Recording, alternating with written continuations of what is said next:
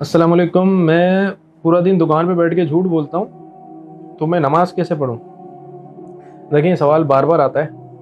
और देखिए, झूठ बोलना एक अलग गुनाह है और नमाज ना पढ़ना एक अलग गुनाह है। ठीक है, इसको मैं इस तरीके से आपको समझा सकता हूँ कि अगर आप एग्ज़ाम देने के लिए जाते हैं, क्वेश्चन पेपर के अंदर अगर 5 सवालात किए गए, तो 5 सवालात में से अगर 3 सवाल के जवाब आपको आते हैं तो वो 3 सवाल के जवाब तो आप लिखते हैं ना, या 2 सवाल जिनके जवाब आपको नहीं आते उसकी बेसिस पे आप ये 3 सवाल के जवाब भी छोड़ देते हैं। ऐसा तो नहीं होता ना।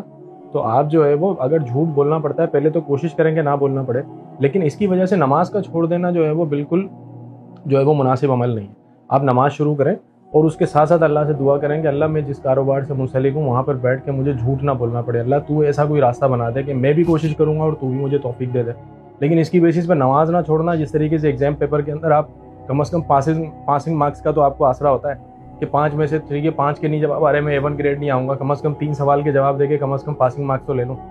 तो यहाँ पे भी अल्लाह ताला ने जो मीज़ान रखा है, ठीक है, वो यही है कि नेकियों का पलड़ा भारी होना चाहिए और गुनाहों का जो है वो कम होना चाहिए। तो इंशाल्लाह अल्लाह ताला आपको अपनी रहमत से जन्नत दे देंगे इंशाल्लाह। तो यहाँ पर भी आपने पासिंग मार्क्स की तो कोशिश कर लें।